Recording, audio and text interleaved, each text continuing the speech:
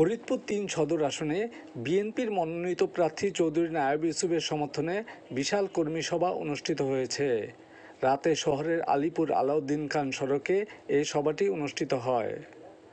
ফরিদপুর জেলা বিএনপির যুগ্ম আহ্বায়ক সৈয়দ জুলফিকার হোসেন জুয়েলের আয়োজনে এই কর্মী সভায় প্রধান অতিথি হিসাবে উপস্থিত ছিলেন বিএনপির মনোনীত প্রার্থী চৌধুরী নায়েব ইউসুফ।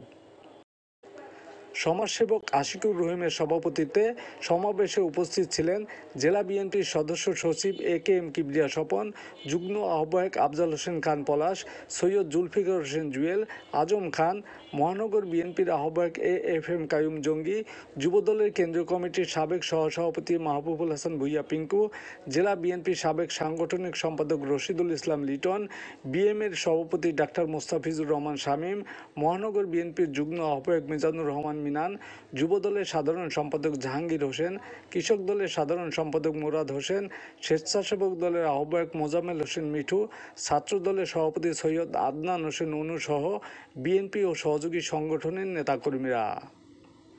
প্রধান অতিথির বক্তৃতায় বিএনপির প্রার্থী চৌধুরী নায়েব ইউসুফ ধানের শীষ প্রতীকে ভোট দিতে সকলের প্রতি আহ্বান জানান। পরে বিএনপি চেয়ারপারসন বেগম খালেদা জিয়ার সুস্থতা কামনায় দোয়া অনুষ্ঠিত হয়।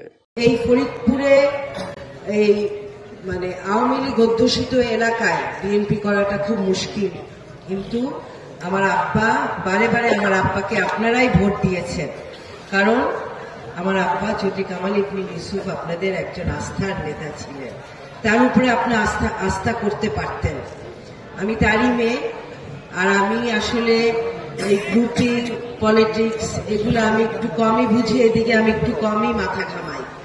আমি জানি আমি দলকে ভালোবাসি, আমি শহীদ প্রেসিডেন্ট জিয়া রহমানের নীতি আদর্শের রাজনীতি করি, আমি বেগম খালেদা জিয়ার আপসহীন নেতৃত্বে রাজনীতি করি এবং আমাদের ভারপ্রাপ্ত চেয়ারম্যান তারেক রহমান তার যে বিচক্ষণ নেতৃত্ব তার রাজনীতি করি।